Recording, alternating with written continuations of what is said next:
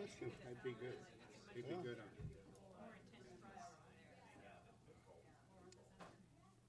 I was once over there, but they never did pick me. So you do it individually or collectively? I don't know.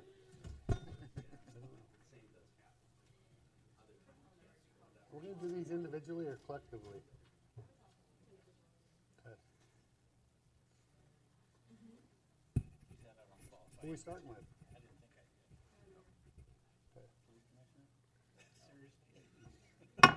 Okay, call this work session to order Wednesday, January 2nd. First order of business is oath of offices for mayor, councilor position 1 and 3. So, Ready? yep.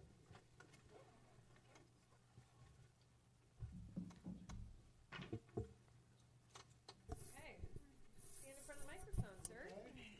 Raise your right hand. I state your name. I, Rick Scholl, Do solemnly swear do solemnly swear that I will support the Constitution that I will support the Constitution and laws of the United States, and laws of the United States, the state of Oregon, state of Oregon, and the city of St. Helens, and the city of St. Helens, and will faithfully perform and will faithfully perform the duties of mayor the duties of mayor to the best of my ability and understanding to the best of my ability and understanding during my term of office, during my term of office, so help me God. so help me God. Thank you. Congratulations.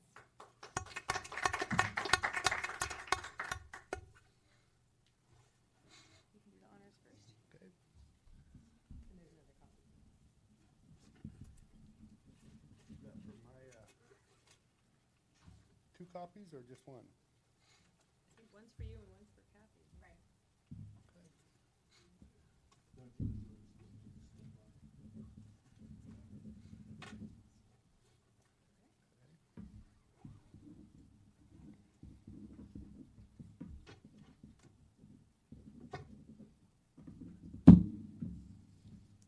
You're officially Excellent. mayor for another Thank you. term. Congrats. Only 5 more, too. Okay, let's do councilor position 1.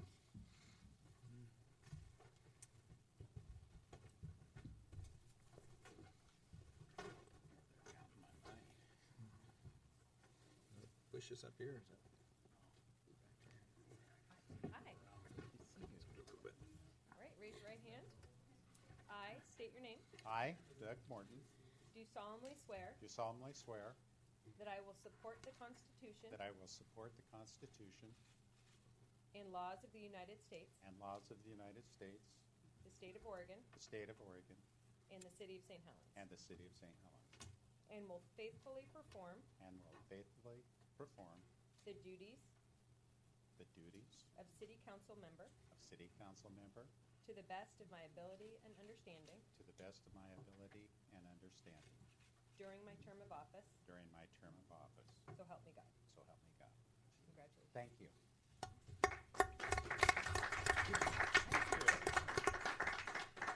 How come I didn't get a clap? You have clap. Just seemed louder.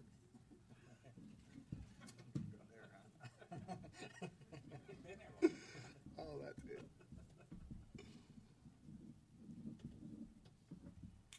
Should I get one of them? Yeah. There you go. Thank you. For your wallet. Hey, Mr. Topaz. All right.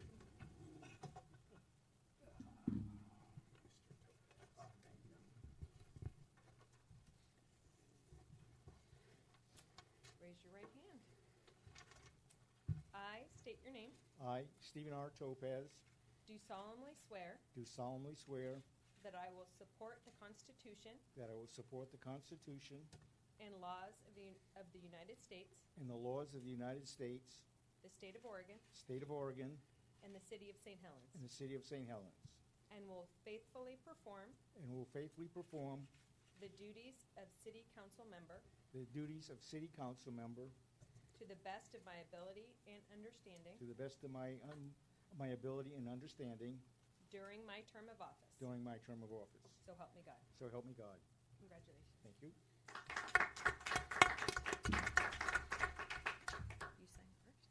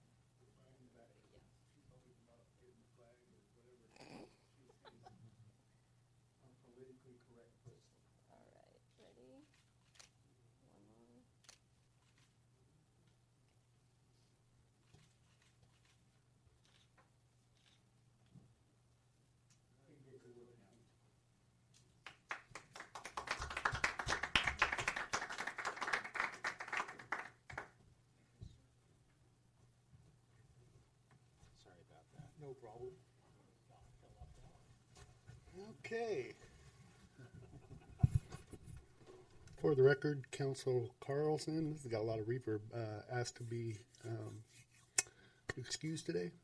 So let's open it up for visitor comments.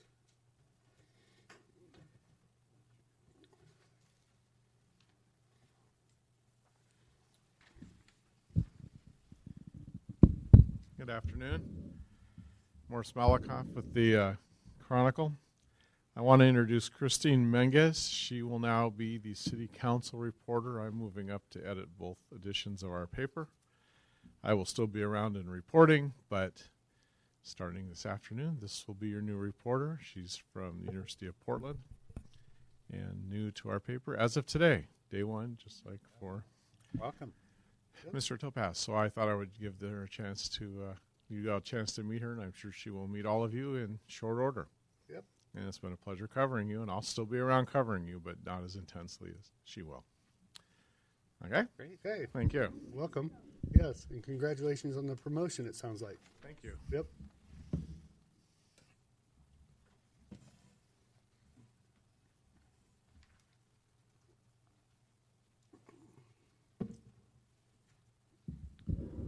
Al Peterson, 101 St. Helens Street. I'm actually here representing Shedco. I have for you some information. Unfortunately, when I walked out of the office, I only brought 2 copies of the one, but it doesn't really matter. I'll give you copies of both. Give you the one of that copy that I have. Okay. And you can have it, or Kathy can have it. Oh, Main Street. Okay. Yeah, I think I have one on my desk. So. You can have that, and everybody else can have this one. You didn't see that yet. Okay.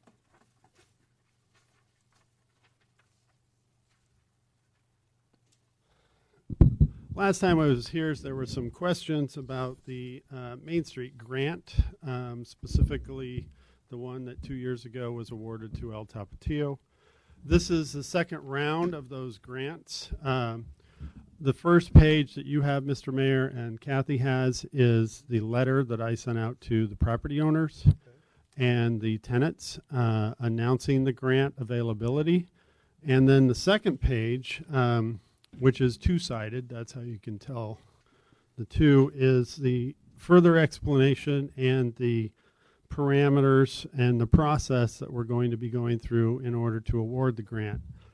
Basically, it's a two-step process. The state of Oregon will only issue the grant through Main Street programs. So in St. Helens, that's through Shedco. The grant, they've doubled the amount of the grant. It's gone up to $200,000, possibly to be awarded to a project. The location of the buildings which the grant is available to is only within designated Main Street areas. And then what we have done is we sent out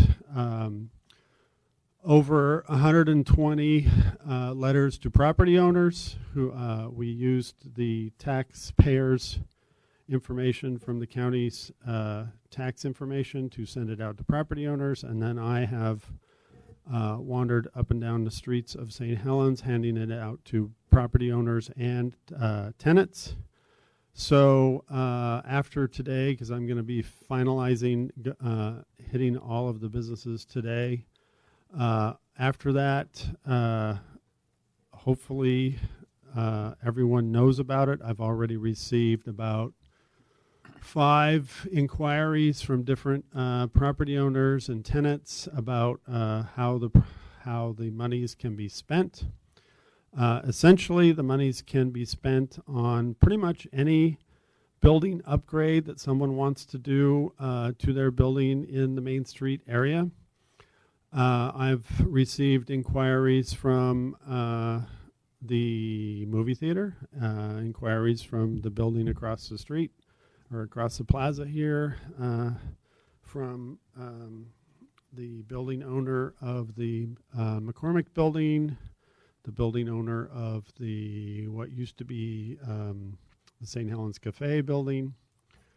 I've received inquiries uptown in the Holton area from the building owner of Vanderwall's Vendor Mall, I think it's called, and I can't remember what other building owners off the top of my head. Anyway, it's been a good, we've received a good reception so far. The process is going to be, we're going to get information from all of these people who are interested in applying for the grant, just like we did before. And then the Shedco board is going to review all of the projects. And then we're going to choose the projects that we think best are fit the grant parameters, and then send in the grant to the state of Oregon. And then, of course, the state of Oregon has their own selection committee, and will choose the finalists. So that's basically the process. That's what's going on with it. And then El Tapatillo's grant, I talked to the owner and I talked to the manager. They said in theory they're still working on trying to get it built. They're supposed to be starting construction. The question is when, and they've told me, oh soon several times. But basically this grant, the one that they received, is good for 3 years. So if they get the project underway, as long as they get the project done before next year, I think it's 2020, I believe in May, that is good until May. So that's the update on the grants for Main Street. Any questions? Yeah, but how many property owners does this affect on that's eligible in the Main Street corridor? There's somewhere around 200 property owners. I don't know off the exact number off the top of my head, but it's basically, one lot away from Columbia Boulevard most of the way, and then down St. Helens Street as well, uptown, and then up St. Helens Street, up to 4th Street in the downtown area, and of course down 1st Street and the Strand Street, etc. Oh, I received an inquiry from Ron Schlumberger next door. Can't remember off the top of my head the others, but some very historic buildings. Some that not so historic buildings, but good projects to make their buildings more usable. So on the qualifiers of last, can they reapply? Yeah. In fact, one of them I know is going to reapply. Russ, hopefully. I noticed there was new construction also available. Yeah, Russ has contacted me to apply. It's going to be an interesting, if let's say we chose that one, that would be interesting because it's not a historic building and they sort of have some parameters that it fits within the neighborhood, and meaning the historic neighborhood, and it's not really it's not in a historic district. It's an interesting one. So I think if Mr. Hubbard applies, and I think that there's some strong arguments for his project because of the state that we're in as far as housing, and I know that project is downstairs retail and upstairs housing. So probably can make some good arguments. So anyway. Yeah, thanks, Al. Sure Thank thing. you. Okay, other visitor comments.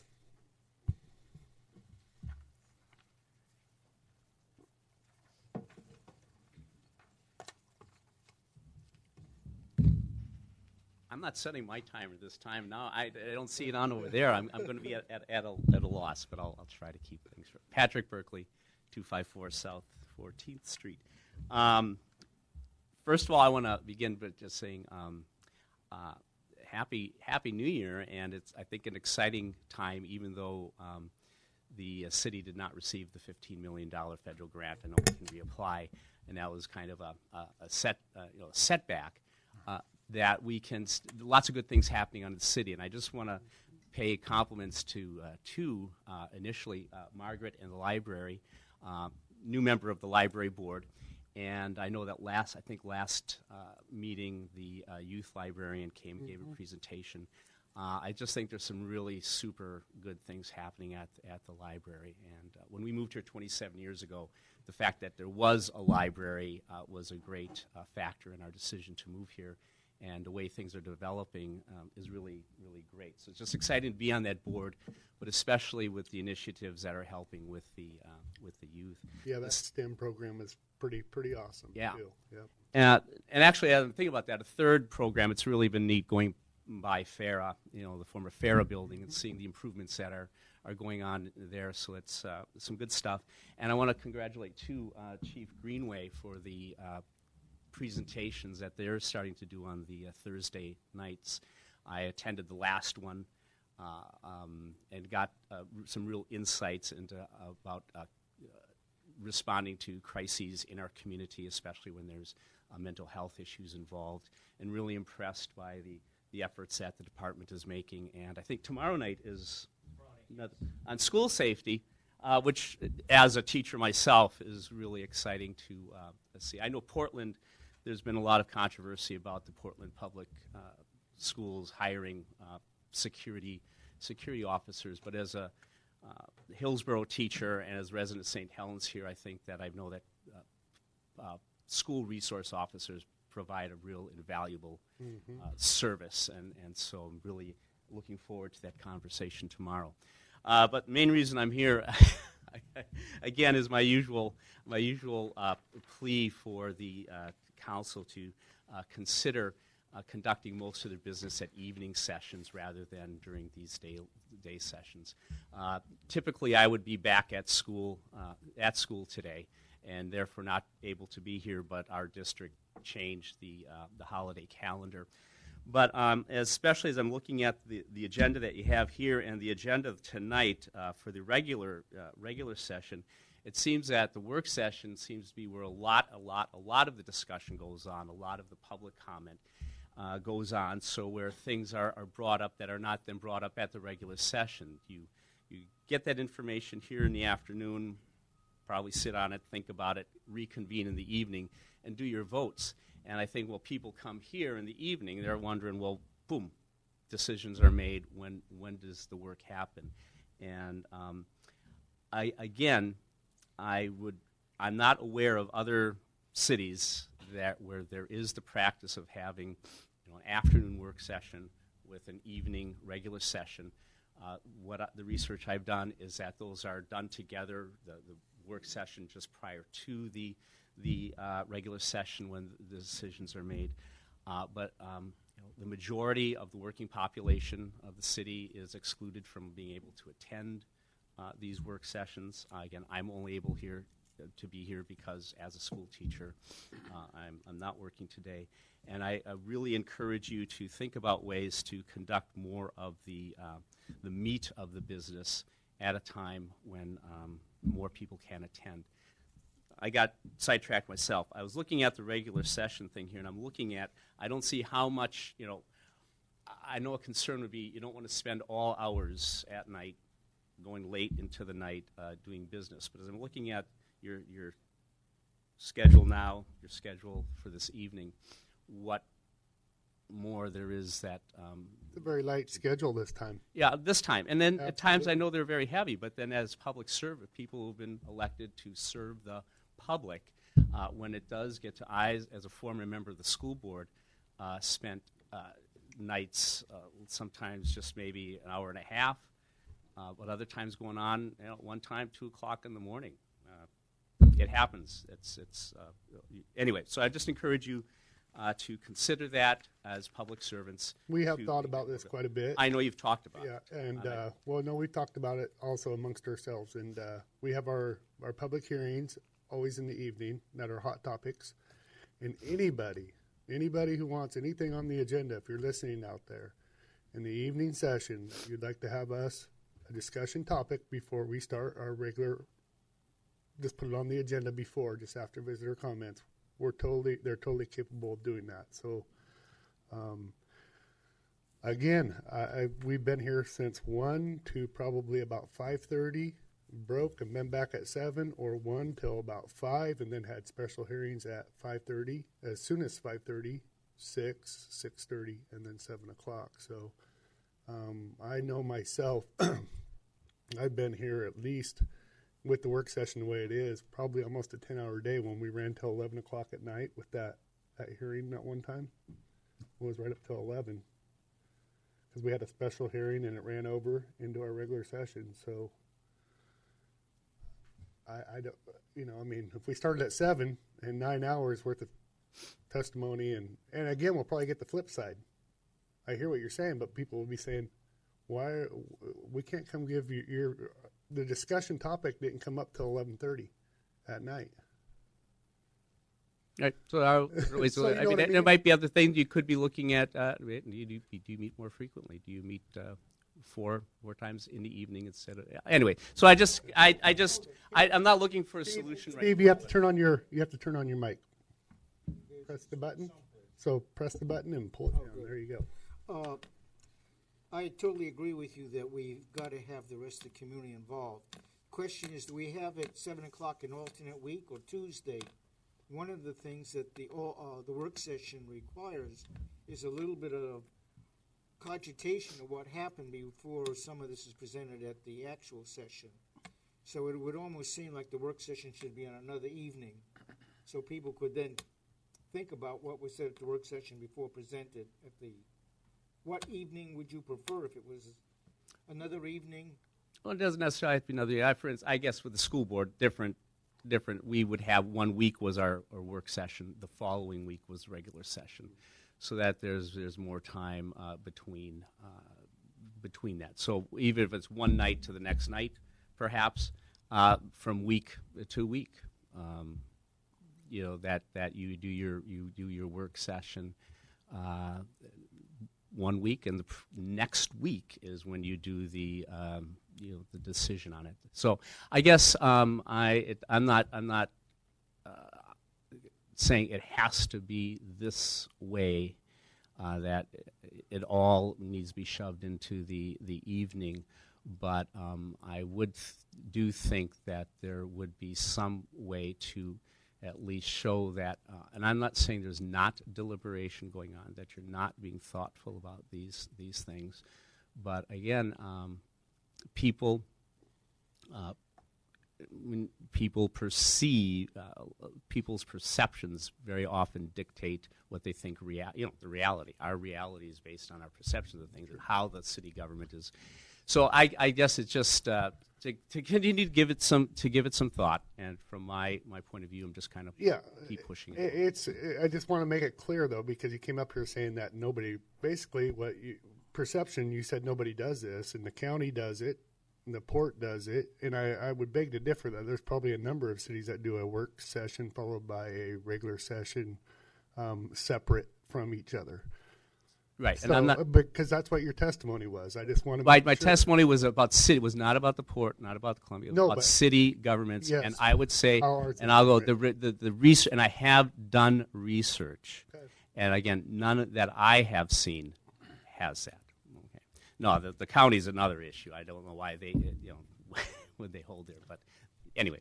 So since this is your fourth time testifying that way, and I testified from my point of view and asked the council to consider it as well in our discussions, I'd really like to see the staff weigh in on this at some time and possibly get back to us with some kinds of alternatives or any kinds of feelings that the staff has. So I'd like to hand that over to the staff until we see you next time, and that'd be like maybe a month from now or 6 weeks from now. I'm not certain how long it could take the staff in their staff meetings to mull this over and see what they think from their point of view. And I know that you're coming at it from a citizen's point of view, from a citizen at this point. Hey, right. No, Okay, so that's my suggestion. I'd just like to see some work done on it with the staff staff brings it back to the council, and the council can weigh in at that time. And weigh in it. And that's the thing I have. I guess I've talked with individuals since then about it, and I've talked with you, talked with Susan previously. Oh, there's been some discussion, but when has that discussion been part of a public? Question, have you been involved or wandered through, we'll call it New England Mud meeting, where you have a town meeting and your work session and your regular session are the same, and timing goes like this: you start at a fixed time, and at the end of a certain period of time, the chairman of the selectmen there would say, the meeting's adjourned until tomorrow, and the meeting is kept up, because after 5 or 6 hours, you become non-productive. So would you consider a work session, city council, normal session as a combined operation? Yeah, no, I'm not familiar with not attended the New England ones, and again, not saying that it has to be a certain way, and we don't. And yes, meetings can go on too long. Comments like mine can go on too long.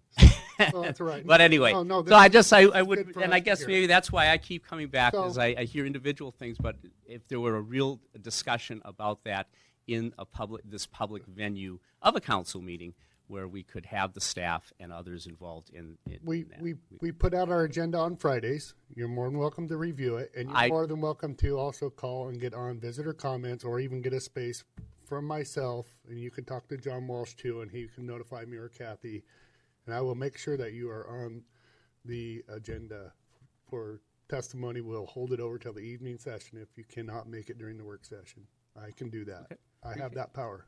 All right, appreciate Okay. that. Yep. Thank you. Yep. Patrick, one more thing before you leave. We So, like you. This is way beyond 5 minutes. Okay. so this has been a concern of mine for a long time, but sitting here for 18 years, this is a pretty good crowd for our meetings generally.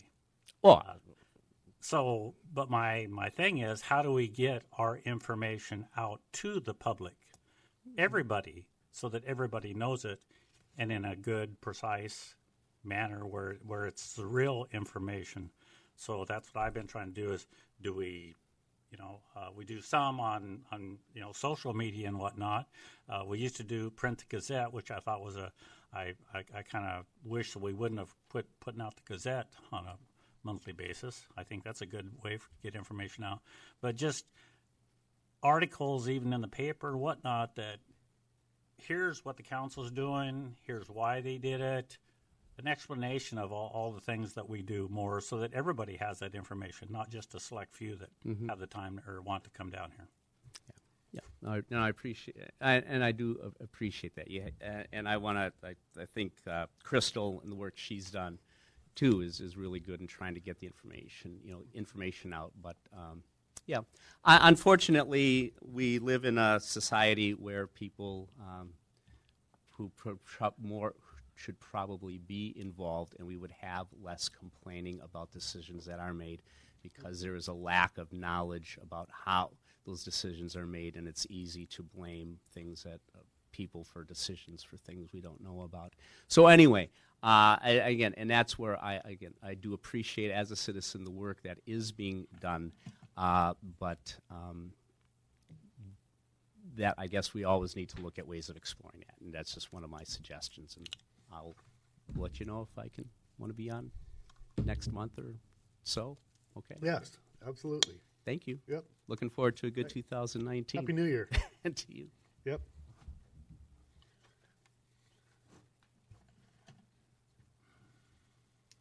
Hi, I'm Lisa Brook, and do I state my address every time? Do I state my address? Oh, I noticed the other folks did. Well, last work session I came in, I started with the bad news and then came in with the good news about the skate park at McCormick Park. And this time I'm here with the good news and the good news. The good news is that within 24 hours of that work session, that sign that was most prominent at the skate park was completely cleaned, spotless, and super appreciated. And I just want to thank you. That just gave me a super big lift, and it gave everyone at ACC a nice lift. And I felt really supported and welcomed with this project. So I thank you very much for how fast that happened. The other thing that happened that day was that I formed the Instagram account, St. Helens Skate Park 2019 is the little thingamajiggy, the account name.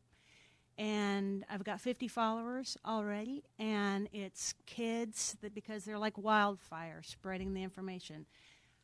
One of my big interests is getting the users of the park to give feedback about what they want in the park.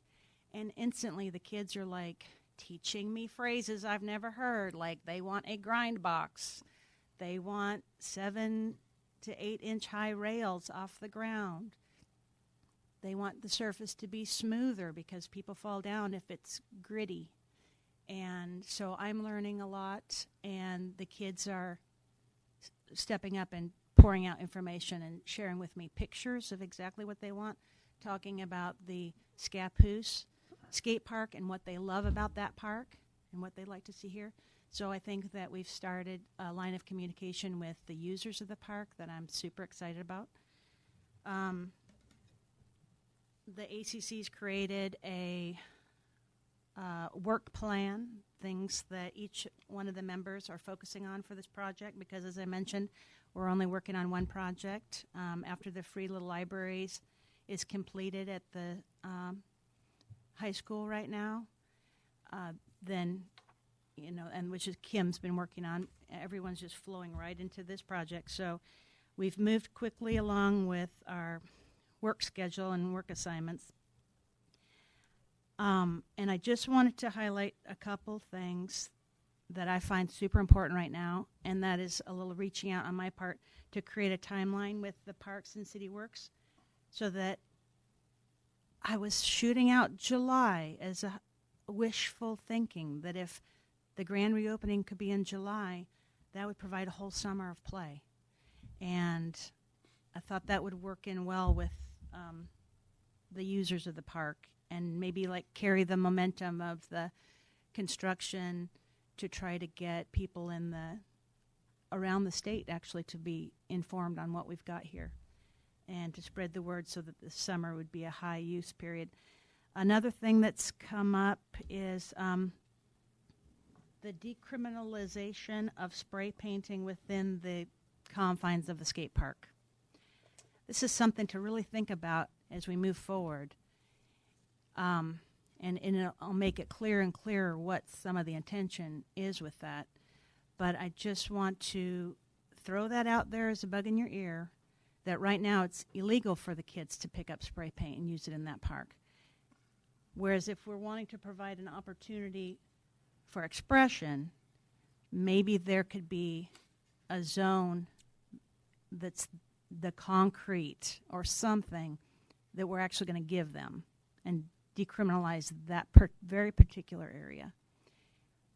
And a big ask from the kids and from the members of the ACC is to consider night lights, because if you think about it, when kids are asking their parents, can we walk down to the skate park? It's 4:30 after school. And if you're like me, it's like, it's going to be dark in half an hour. The answer is no. And, you know, hit the books. But if we could just even have night lights that would provide a safe environment for the kids, a sense of well-being for the parents, and just a little more user time, I think that would be huge. And I'm not sure where in the budget that would come, but that just is a real big ask that I think would make a big difference. And I want to understand how to best, and this is a question probably for not at this moment, but how to best solicit companies to come and give us quotes. Because I've reached out to a couple skate park companies in Oregon, which I had no idea was a hotbed of skate park building and maintenance companies in the entire country. Oregon's famous for it. And so we've got people in our area that have worked on projects internationally. We have really high level of companies and experience to draw from to get quotes. And so I've got a company from Portland that's ready to come out and give a quote next week. So I want to figure out how to partner and how best for me to solicit on my end and do what I'm good at and in holding hands with the city smoothly. I don't know if that makes any sense, but so follow us at St. Helens Skate Park 2019. Anyone can see the comments that the kids make, and it's really fun, and that it's fun to follow them. It's fun to be part of that community. I'm getting a lot of razzing about this at home about my new lingo.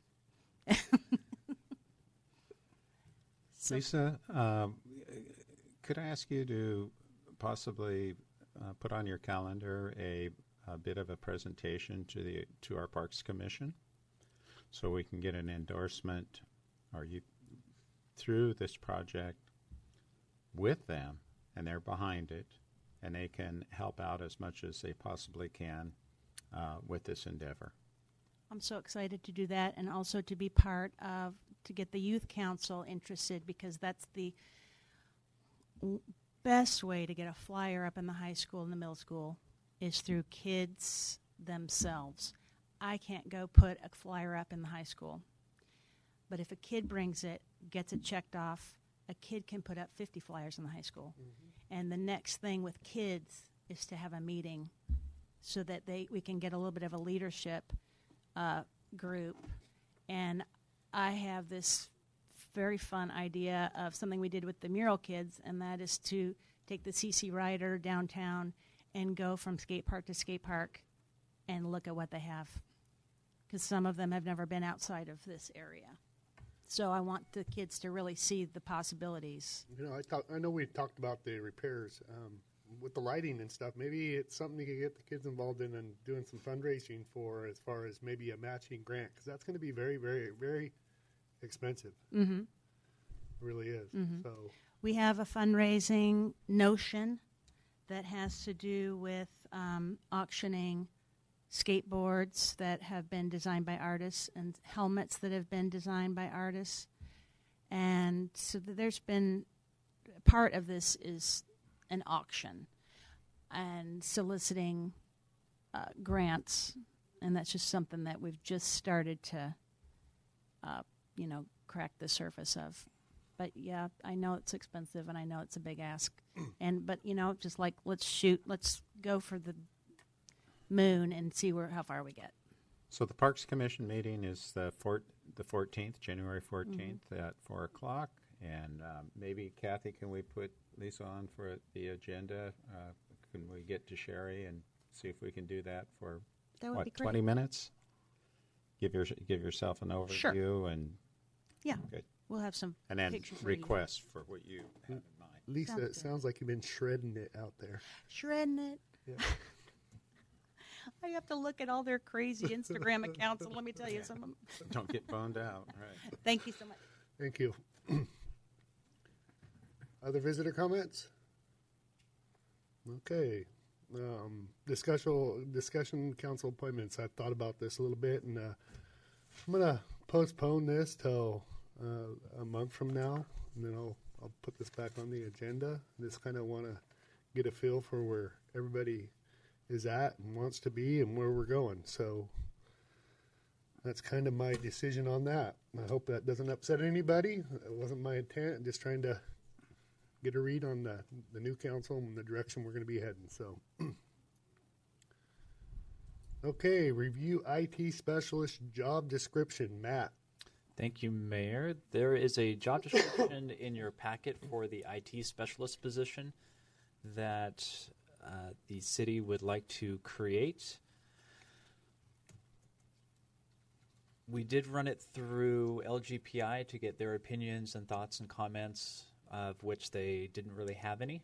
The job description then is basically built from a list of stuff that we know that CenterLogic does, as well as some additional items. And the hope is to find someone that eventually can take over the IT stuff from CenterLogic or work with a a third-party consultant like CenterLogic or another company to handle some of the larger stuff if this person cannot do that. So if there's no questions about the job description, we could include it to be added and start that process. I would hope that we would find somebody on the first round, but sometimes it takes two or so times to find the right person, and it's definitely a position you want to make sure you have the right person. So are there any questions or comments about the IT specialist position? Nope. Just have we made up our minds that we're going to hire an IT person, or just That's the put out a thing. new RFP or not? So the current contract with CenterLogic technically ends in January this month. The idea, depending on how long it takes us to find somebody, was to sign on with CenterLogic for one more year. That would give whoever this person is time to get their feet wet, so to speak, in the position, learn what CenterLogic does, if there are additional things that this person could take on, and then eventually, like I said earlier, the goal would be to have this person take over all the IT stuff and manage that. But it depends on the person and who we get. So this person might work with CenterLogic or with another company that we go with if we decide to leave CenterLogic at any time. Maybe a good time to try some other company for a year. See if they were any good or not. We could very easily do that. There's a little continuity, I guess, with CenterLogic, especially when we're bringing in somebody new that we could use. But switching to another company is not outside the question, and if the city council would like to look at another company or go out for another RFP for IT services, be happy to do that. And if we're hiring this new guy, why would it take him so long to get affiliated? I mean, we're kind of paying some money to have a guy that's already knowledgeable enough, should be able to coincide with what they do and what they don't do. Correct. And the biggest aspect is we don't know who we're going to get. And if that person is already ready, willing, and able to jump into the deep end. Well, we'll put a performance clause in there. That's the bottom line. Either they know what they say they do or they don't. I don't know that we could put some kind of a Why performance not? clause, so to speak. Why not? Performance clauses are not something typically you see in job descriptions. It's a contractor, though. It's not an employee. Well, if you're looking for a contractor, what we're hiring is an employee.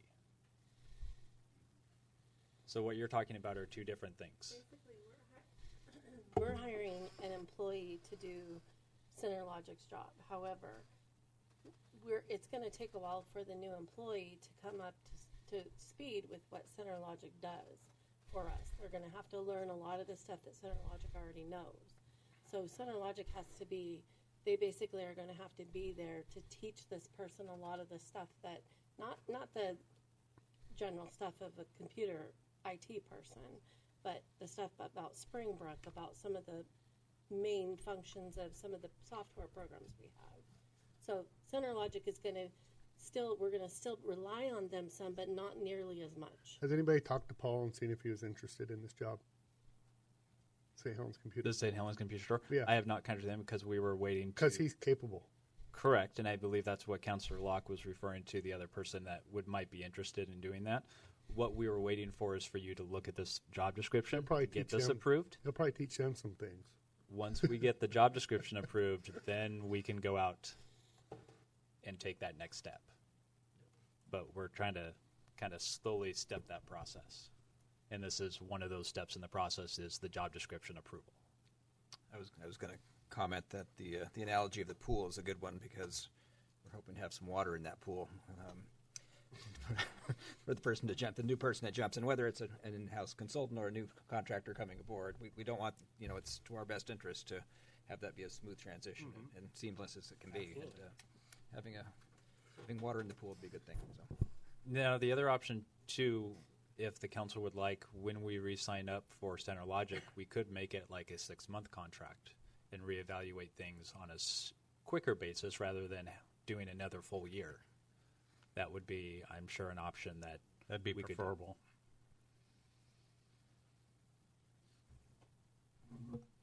Are there any other counselors that would like to comment on whether, if you agree with Counselor Locke about looking at a shorter contract? Well, I'm going to agree with that, but I also don't want to get. I don't like the idea of not being able to have somebody in there that we can't. If they don't know, have the performer in there that we can't get rid of them. Because when it comes to technology, you got to know. Correct. There is a probation probationary. period. Yeah, there would likely be a year-long probation period for this position. Okay. Just in Yes, any other let's speed it position. up. In that probationary period would be an opportunity if somebody wasn't working out, that we could look elsewhere. Okay. I like the idea. Councilor Topaz, you want to? Until I know enough about it, it's really not for me to say. The fact that we need this type of information continuously with no interruption, Yep. that's the scary part. Hey, Steve. Even a small glitch. Can I hit you? Yeah. Yep. Here you go. We really do need a continuous operation of information. A small glitch is a killer in this business. I don't know enough about how well or how poorly our present operation's going and what we hope to improve. So basically, I'm just sitting here listening. Okay. All right. Okay. So it's still you. Review RFP for comprehensive plan station replacement needs assessment. Thank you. So this is another item in your packet for today. This is the RFP that was written up by myself and also borrowed from the city of Hood River, who recently did a similar RFP and study as they were going through the same process. So this RFP is for firms to come back and have you as the counselors pick a few different sites that we know of that you may have an interest and believe it may be a good fit for a police station, whether that's on a current site or a new site. And the needs assessment looks at those however many sites you would like, does a pros, cons, and a initial design and cost estimate of what a police station would cost to be put on a certain piece of property.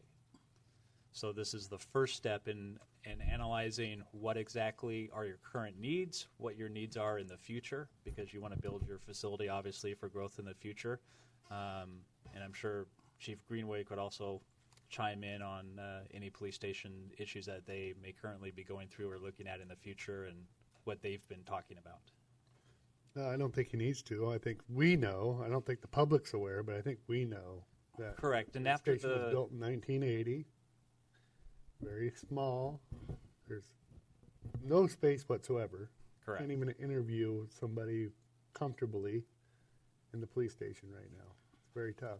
And there would obviously be a component of some PR if you were to move forward after the needs assessment on selecting a site and a potential cost estimate of what it would cost.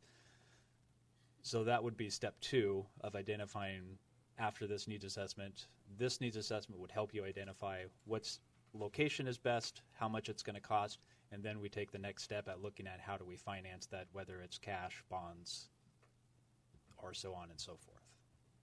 So this is the first step in that process. Did you guys do a walkthrough last week? I did not. Up in Sandy? Oh, yes, in Sandy, yes.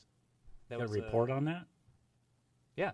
Brian, do you want to? Yeah, we did. We went through to Sandy, Oregon, and they had a site, and they had to build up because I think they built it on an acre, maybe acre and a half, and talking with the chief, I'll just tell you they opened the doors and they were already at capacity. It's been open since 2012. Their briefing room's already too small. They had to, explain to us a couple pitfalls to avoid. They're happy that they have a new station. They're happy, that it's very functional to the public, not just the officers, but the public's ability to come in and interact with the police station. But there were a couple issues of their police station that we need to be wary of. And the first is that they have no room for growth. If that town expands, they're stuck with what they're stuck with. And Matt and I in discussions were talking about that to ensure that if this does come to fruition, having a new station is have it on a location that for future growth 20 years down the road, we all hope that St. Helens will continue to grow and, economic development improve. so we have to be prepared for that, so we don't open the door at 100% capacity. So they had that was a big discussion.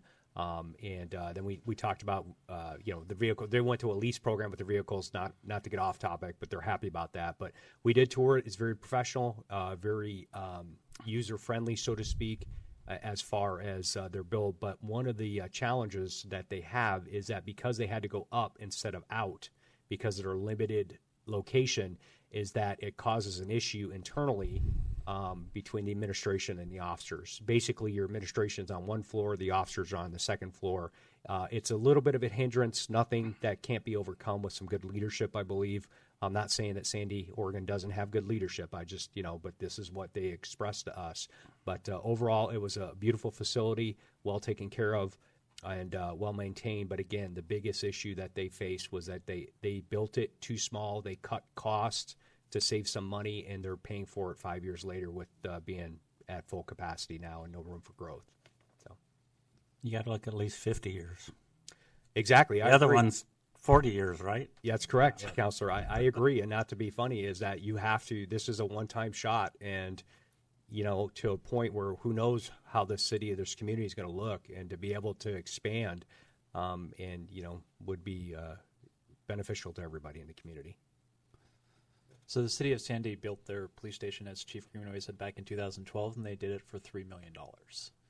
So that price tag is pretty appropriate for a town of our size, of similar capacities, similar strength as far as number of officers and their needs for what they needed in a new police station. A couple firms. So realistically, to be ahead, $4 million. To be ahead of the game and a little About bit of growth. $5 million. A little bit of growth. $5 million. Well, that's hopefully what this needs assessment will give us an initial projection for, is with our current needs and looking into the future, how much of a building do we need to pay for?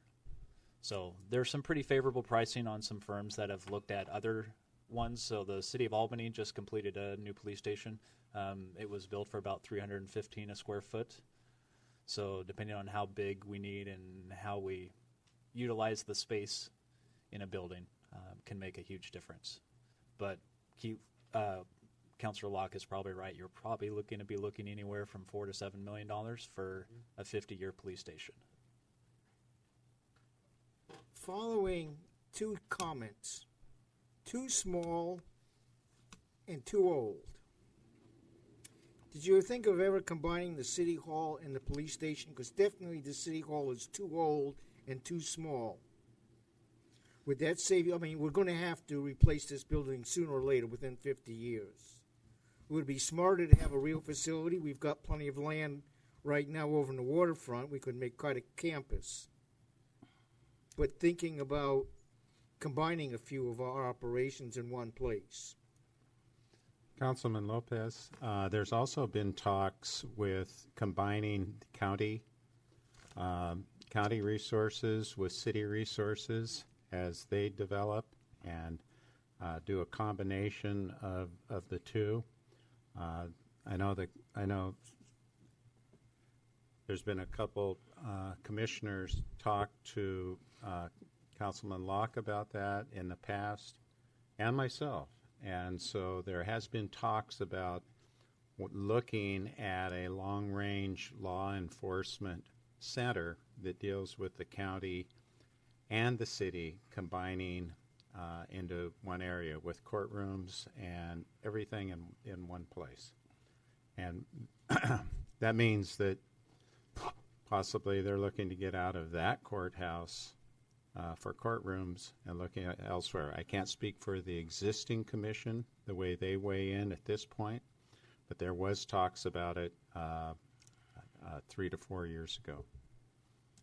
So just as long as you know that we've been... Well, following that, which is the even larger thing, one of the things we've been looking at the waterfront is how to get people downtown. Well, if we had the county courthouses, the city courthouses, the police from county and the city, as well as the governments here, we could have quite a campus and get everybody downtown for legal business on a public piece of ground that faces the water.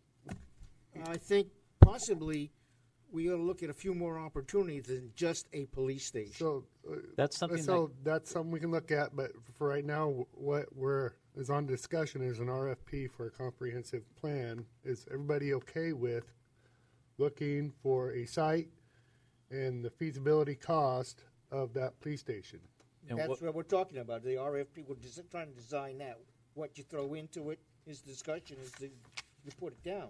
So yeah, that the will happen discussion would happen at a later in that. point as Yeah, far in as that. what sites, if there are need or if there are a desire to work with the county a little bit more and look at those options, that can be put into when we select a firm to actually do it, when we actually get that list of locations and sites. So in an overall view, my answer would be yes, because it's a 40-year-old police station that is very, very small, outdated.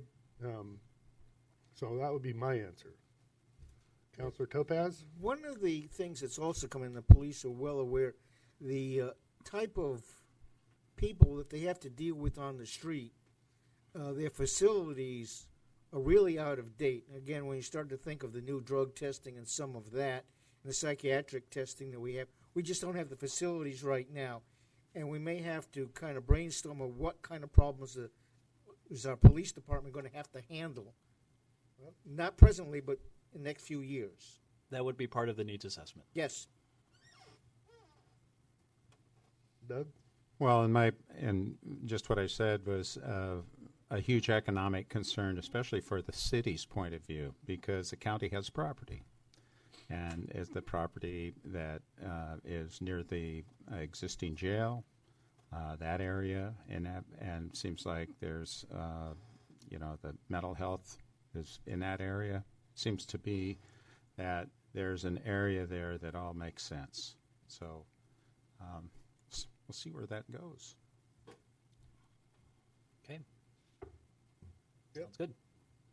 Okay, Matt, still you. Utility rates. That day. Yep.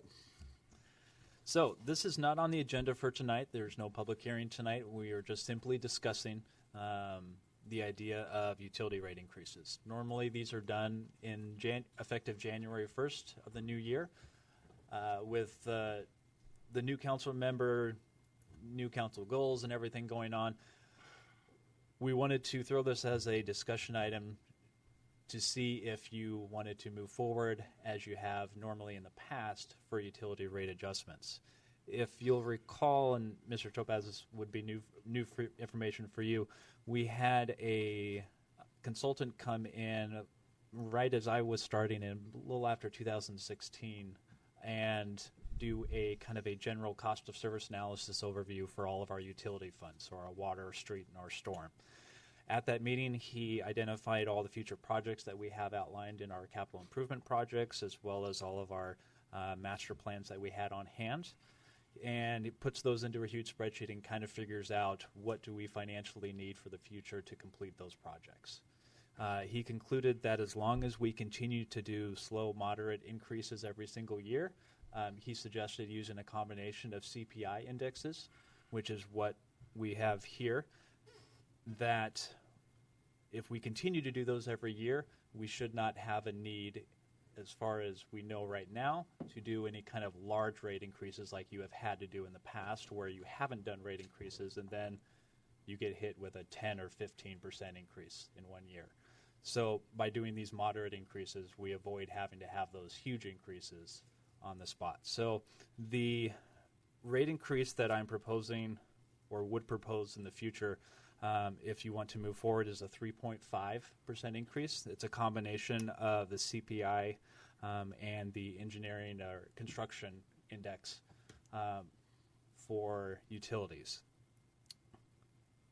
So do you have any thoughts on whether you would like to move forward with a 3.5% increase, whether you think that is too high? And to give you a frame of reference, I pulled a general account to kind of figure out how much that increase is. That increase is $4.99 roughly per month of an increase. So it's about $5 a month on average, depending on your usage, obviously.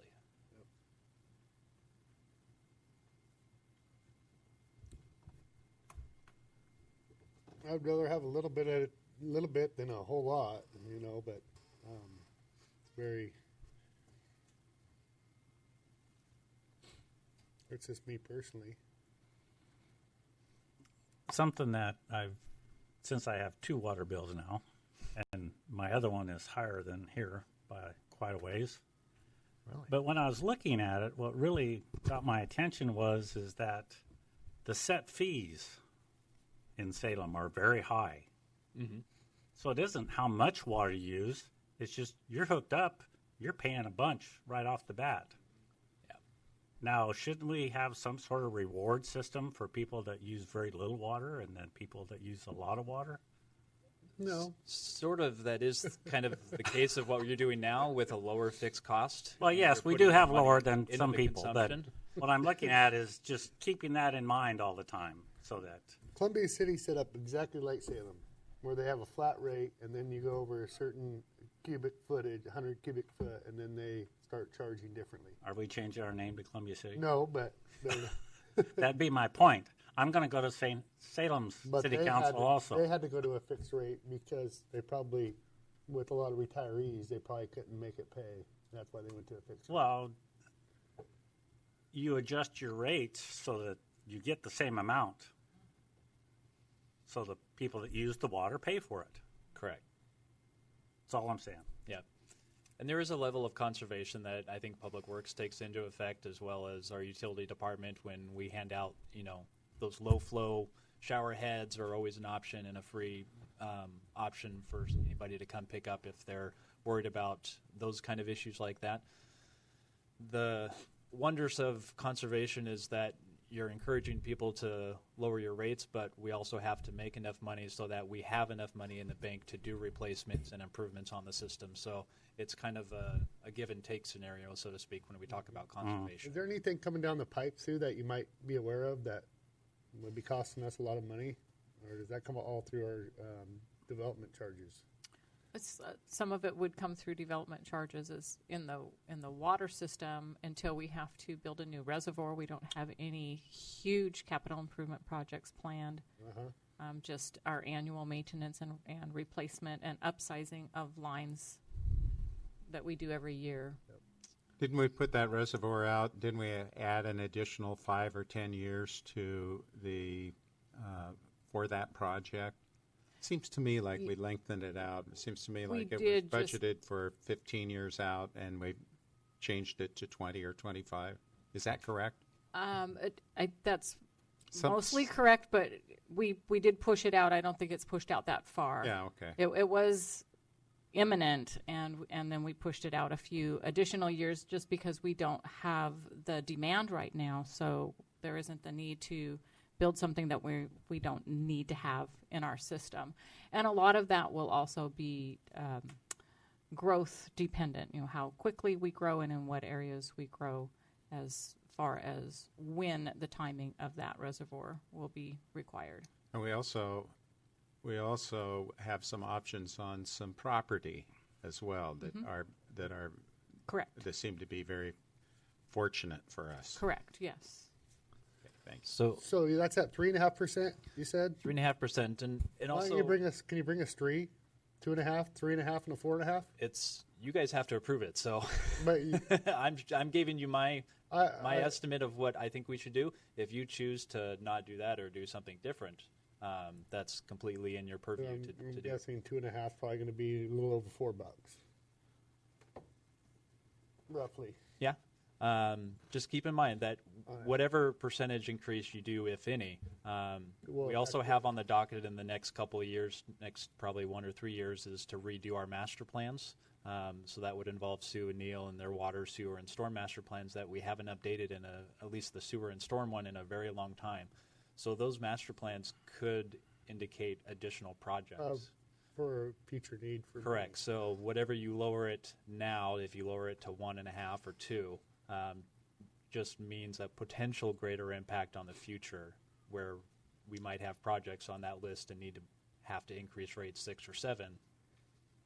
Yes, it's all variable. I hate to do this, but I want a presentation.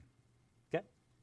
I would really like to see a presentation, and I don't know if you can get it tonight or not, but Yeah, at some I actually have most of that information, and when as I'm figuring this out, looking at all the water, sewer, and storm funds, all the projects that we have on our CIP list, and Yeah, we so- can show you what projects we have coming up and where things are. So I think if we all have a presentation, to be a recap for many of us, but I'd like to see it recapped and have us take a really good close look at this to see what the effects are going to be if we go one way or if we go another way. Yep. Because making up my mind right now is not an appropriate decision as far as I'm concerned. I want a more informed decision, and in that way we can go forward. I can go forward comfortably. So That's if what I'd like to see anyway. that's a great point. One thing I might suggest, instead of doing it at tonight's, doing it at the next work session. That way I can review the information with Sue. That way to make sure we're all on the same page as far as staff is concerned with what we're presenting to you. Good. Give us 2 different percentages to choose from. Would you? I like options. Options, okay. Yeah, even if it's higher. I like an option. I want to see it. Okay? I don't think there's anything that fills this room more than Nope. Utility rate increases, and nobody I don't likes know. utility rates. Sugar tax really got them. That was filled up. was probably right up there. But the so I'll work with Sue, and we'll have that on for the next work session. Thank you. we've actually done an ending fund or a interactive model at the in those presentations in the past that show you what the little changes are. The other thing we talked about the expense side of things with new projects is on the revenue side, we have some growth. It's going to have a little bit of a housing boom. There's some revenues from there. If you think back in the history, we had some large industrial customers that really subsidize a big portion of the water rate. And with that industry leaving and the adjustments in the rates that needed to happen to make the utility whole, that's all happened. Potentially with this new development coming on, there will continue to be growth and perhaps some sizable industrial customers as well to get some of that back. But yeah, I think a presentation is very appropriate. Okay. Thanks, Matt. Hey, you're not on here no more. Okay. Department reports. Chief Greenway. Thank you, Mr. Mayor. As Patrick mentioned earlier, tomorrow night's our first Thursday for January, and we are having the school emergency response presentation. School Resource Officer Sean Ludke, in conjunction with St. Helens Elementary Assistant Principal Mark Janke, will be giving a presentation on lockdown, lock-in, evacuate, and shelter-in-place, and showing all the folks who attend how the first responders interact with the school in case there is an emergency. So we're looking forward to that. And the school district has been pushing that out through their PIO as well. And the only other issue I have is I emailed council today that we were just notified Senator Ron Wyden will be holding a town hall meeting here in St. Helens for all of Columbia County this Sunday, January 6th. Begins at 4 p.m. and goes till 5:30 p.m. It's being hosted at the Meriwether Place, located at 1070 Columbia Boulevard in St. Helens. And I emailed everybody, and Councilor Topaz, I'll give you this because I did not have your email, and we were notified just for security purposes, so I thought it'd be best that everybody knew just that you'll have the senator in town this coming Sunday. So, and that's what we have from the police department. Okay, thanks. Thank you. Sue? Just that even though it's a slow time of the year, we still remain really busy in engineering. We've got a lot of plans that we're reviewing for private development, apartment building, a subdivision. We've got multiple small improvements. Plus, we have our own projects. We're doing a water line replacement, and then the project that was just recently awarded to do the storm drain improvements down on South 10th Street and decommission the existing pump station that is there. So we're hopping upstairs, even though it's technically the slow time of the year. So that's all I have. Okay, Thank thanks. And Happy Neil? New Year to everybody. Happy New Year. Neil? I don't think I have anything today, thanks. Okay. Margaret? Roll Tide. Roll Tide. Tonight in your packet is an acceptance agreement for a Columbia County Cultural Coalition grant for a library program, a countywide library program for called Columbia County Reads. This is a collaboration that we have had among all the libraries in the county for several years now. But this time we have a slightly different program with two authors, one giving a fictional account and another one giving a historical account of some events in Oregon. It's history. And so that's was approved by the Cultural Coalition for $2,000. And St. Helens has agreed to be the fiscal agent for the grant, so the payments and the purchasing would all happen through the St. Helens Public Library and our finance department on behalf of all the libraries participating. So that's in your packet tonight. And that's all I have. All right. Matt? I just have one thing. Yeah. I'm going to have Kathy pass this down to you. I like the longer, smaller. Longer, smaller. Yep. Is that if that's Where the everybody's general- looked, nobody commented. There's only been one person that has liked the top one that you're going to see. Everybody else has liked the bottom one. This is smaller, all one line. So if you guys, I've already talked with Jenny. She came in and saw me on Monday, and she liked the bottom one. Yeah. Yep. So if you guys are all good with that, we'll. Well, I will agree that it will give option for future businesses to be underneath that more room. Exactly. Yep. Okay, that's all I got. Okay, Kathy. Okay, John. I have a few things here. First of all, Happy New Year and welcome aboard, Councilor Topaz, and look forward to working together. The council goals retreat is going to be on January 23rd. It's already on the calendar. Leading up to that, there's a date that they want to do interviews. They're going to come here and do as many interviews on site as they can. The other ones they'll do by telephone. And they proposed two dates. One of them being the 9th and the 10th, and then the AM of the next meeting, which would be the 16th. I'm looking at the calendar over there. So if either of those dates work better, anytime January 10th or the 16th. So 16th works better for me. 10th works better for me. But either one's fine. There's a council meeting too, though, that day. So On the 16th. On the 16th, Keith. Huh? On the 16th, there's a council meeting that day, too. Right. Okay. So you have to get up early. Okay. Okay. Keith likes to sleep in a little bit. I just give him a hard time. Okay, so that's going to be the council goals, and they have to work centered around that. I've also been trying to get on the calendar for this feels like several months now. Is the tourism events to have a retreat kind of centered on the council's expectations of tourism in the events from the year coming forward. The current contract. I think that's a Or great the idea. contract that we have with E2C that is technically now expired.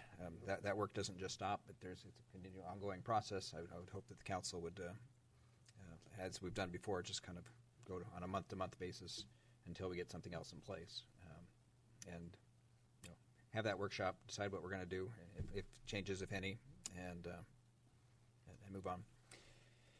But it's more than a workshop because it's kind of an intense type of thing. And then even if there's enough capacity, I have enough easily for just a general retreat over just general government kinds of issues, expectations of me and things you want to see going forward, that type of thing. We set a time for that? Yeah, we're going to. That's what we're going to talk about. Oh. Yeah. So we don't have to do it at the dais right here, but we could work on some dates to try to get on the calendar for those meetings if that's council's willing to do that. Councilor Locke mentioned that the Gazette, we're no longer doing the Gazette, which is largely true. We're still doing it electronically, but we're trying to distill that down into something that might fit into a monthly newsletter to the utility bills, that we can get that doesn't have You know, if the councilors want to have their individual stories in every newsletter, that's probably going to be too thick. Just kind of more city, you know, what's happening in the city kinds of things. A couple, great idea. 4 pages, something like that. That easily stuffs and folds into the utility bills. Is the Chronicle our paper of record? Is that correct? Right. And it was the Spotlight quite a few years ago, and we switched it to the Chronicle. It might be appropriate to ask the Chronicle if we could have a little corner on in their paper. He's Once. the boss right there. Oh, they're here. So that's a function done on the advertising side of the house. We don't deal with that editorially, and I can't give away space in the paper. That's not my area. Along with that, the designation of newspaper of record is done through the Oregon Newspaper Association, so I don't have a role in that either. This would be something you want to talk to Frank Perea specifically about, and he can make that call. He's now moved to basically the general business operations of all of Country Media, so he could truly make that call. Wow. That's who I would talk to about something with space. If he decided that, yeah, you could have a corner, he would come and tell me, and we could work out how that's Yeah, once some. So for the record, it was recommended that we talk to Frank Perea, because he's not up to the mic, and it's driving my recorder absolutely nuts right now. That you're not up to the mic, because we have to have everything on record. Yes, Kathy's just sitting there going, Repeat. So, paper of record, those ads, that is an advertising function of the paper. That's not an editorial function, and that's obviously under state law. You guys have to announce meetings so many weeks ahead or whatever. A dedicated space in the paper, that's something that is a decision. Frank Perea, P-E-R-E-A, who's now the general manager of Country Media, but is still the publisher of this paper, and is based here a couple days a week. That's a decision that would rest with him. Now, how he would want to do that, whether that's paid space or he just comes to me and says, look, we're going to try and get something in every week, I can't make that call. I'm not at that level. Not every week. I wasn't looking. Yeah. I wasn't even suggesting that. Maybe once every month or once every 6 weeks or something along Right. that line. But we could also fit it in under editorial comments in the letter to editor section. I've noticed that other papers do that. I can tell you what the function's been in other papers like this that I've worked at. So the Gazette you guys once had that went in your utility bills, I've worked at papers where the city actually bought a half page or a page in the paper, and that was their content.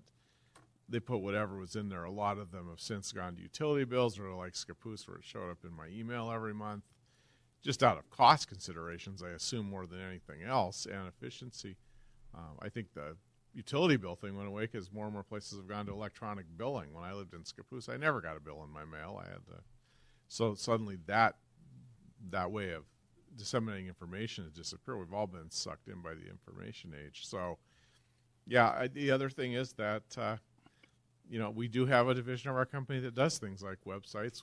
Somebody can probably supply your people with editorial content. Like I said, I don't work on that side of the business, so I can't make those decisions. I can tell you what I've seen in other cities, other papers, and having worked on your side of the bench, I know how I've done that. But, yeah, talk to Frank specifically. He can direct you to specifically. You'd have the same function with the Spotlight. You'd have to go to their publisher most likely. I doubt the reporter could say, yeah, we would do that. Any of us as reporters would be happy to. That's why we're here. But those are businesses. That space is revenue. That's not ours to decide on. So. Thanks, Maura. Thank you. You're welcome. Yep. So yeah, Matt knows the percentage of people that are on electronic billing, and yes, there would be that equivalent version in the Gazettes, presumably. But the Christmas seems to have gone as quick as it came out there in the plaza throughout this meeting, watching the things being hauled away. I think Tina's going to come up and talk about a couple other things as far as tourism-related things and the trees in the plaza and that. On Monday, I went to Mayor Young's at Columbia City's send-off after her 37-year say ride, or Margaret was there also. It was a real nice ceremony. It was a packed house. Lots of people had positive things to say. It was great. I think that's it. All right. Tina, you want to come on up?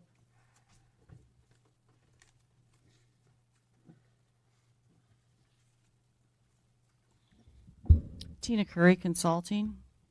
I just want to wish everyone a happy new year. Happy New Year. Looking forward to 2019 and all it might bring, and thanking everybody again for just helping out and making St. Helens better than it's ever been as far as the tourism point of view comes from our merchants who made record dollars, and people being able to know that around the world we're kind of being watched for people that love Halloween, and we're hoping to expand that in 2019.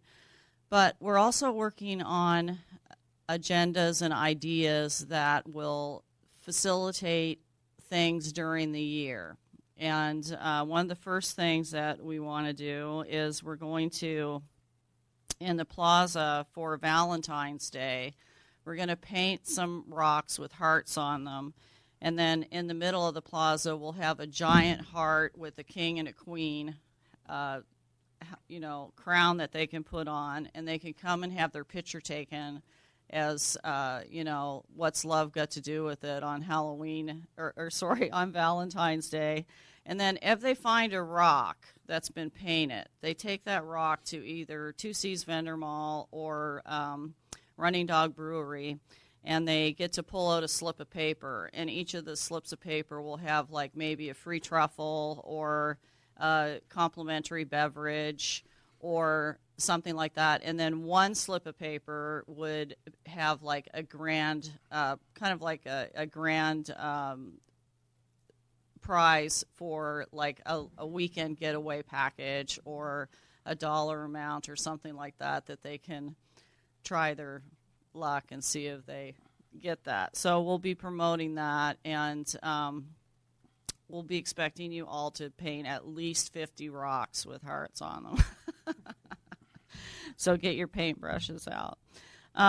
Then we're going to also look at possibly doing a salmon fest, and the salmon festival would celebrate the river and fishing, and it would also have the restaurants being involved. So I'm going to talk to each of the restaurants and see if we can get them involved, and then actually having a shuttle that picks people up in Portland, and then they come here and they have an experience of food and with fish for salmon, and also the river, and tying that all in together for just like a little weekend getaway package from Portland to here, or maybe Vancouver, but I'd say Portland because it's closer and people can drive if they didn't want to take the shuttle. But we could have a couple shuttles a day on the weekends to bring people into town, and I think they would go for that because it would be really fun.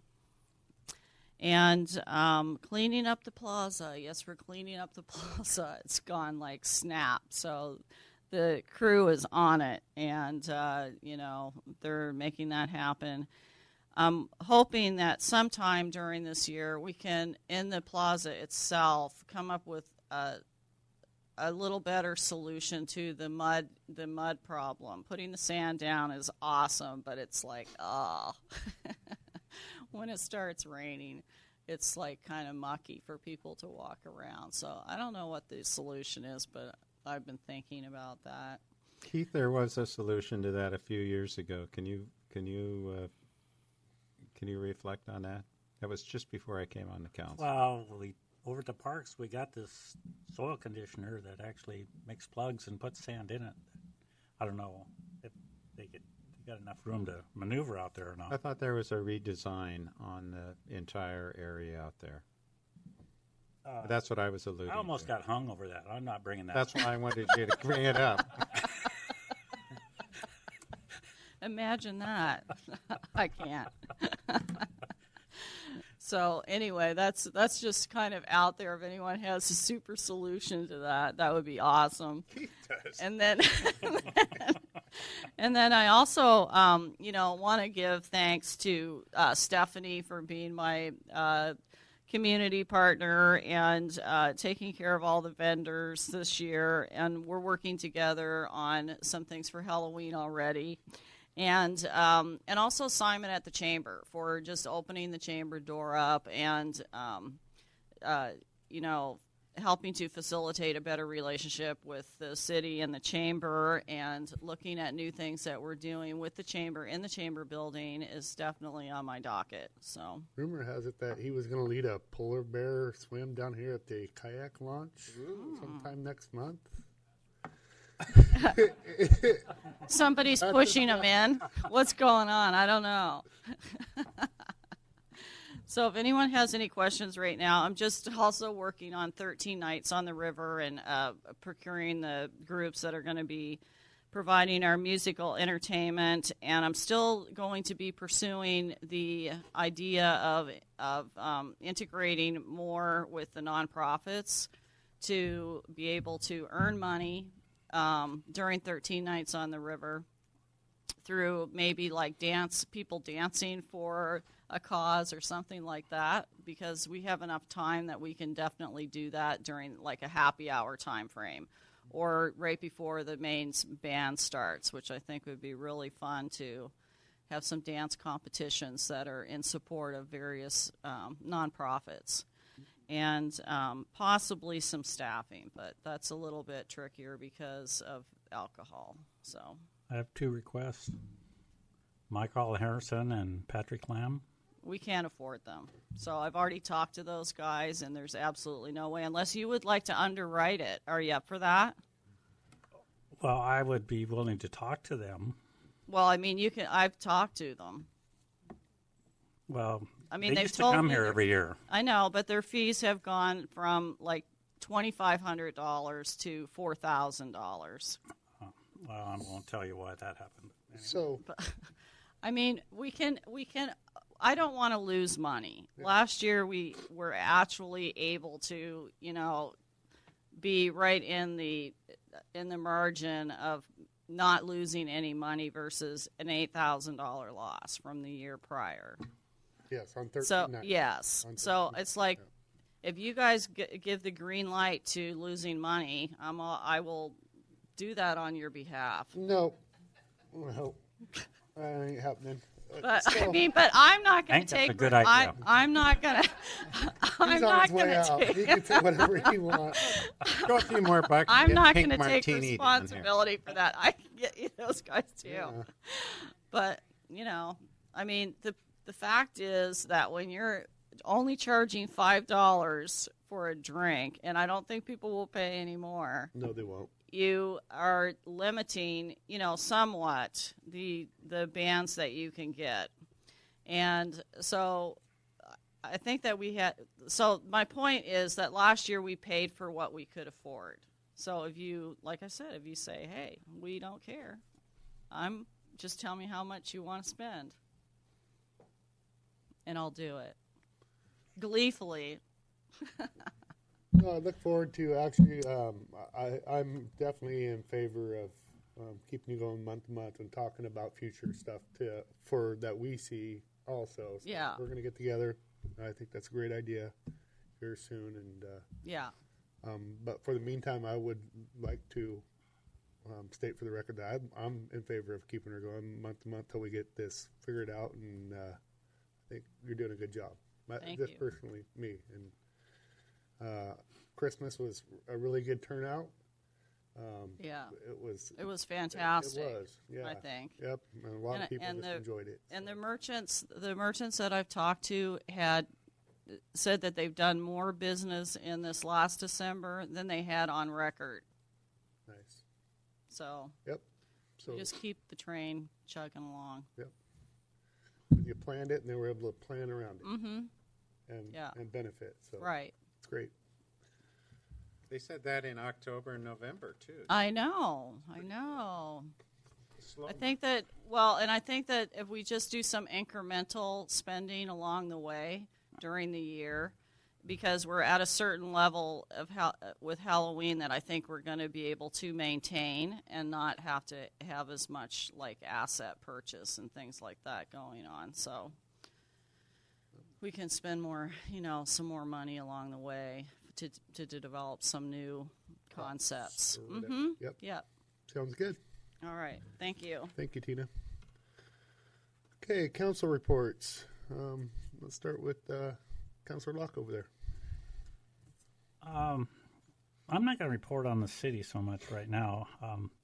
So driving up here today, on the radio, one of the things with the youth council I found out that one of the huge issues in high school and school period is bullying. And why they don't talk about it with these school shootings, I have no idea. But it isn't just school bullying, it's bullying nationwide, seems especially today. So on the radio, I hear about this guy went to do his midnight kiss on New Year's Eve and got rejected from this gal, and somebody took a video of it. Well, now that video is viral out there. I mean, there is bullying to the extent of the max. It's just amazing that somebody would do that. So anyway, I just want to say that I just hope that this new year brings an end to bullying somehow. That's all I got. Thanks, Councilor Locke. Councilor Topaz. No comment, just got here. All right, well, welcome. Council President Morton. Well, it's good to hear Al Peterson step forward and give us a good report on with Shedco and the revitalization grant program that he's got going. That's always good news. And Patrick's suggestion for our meetings being spread out, possibly throughout the evening rather than just during this time, especially the work sessions are combined, or some kind of flexibility in that.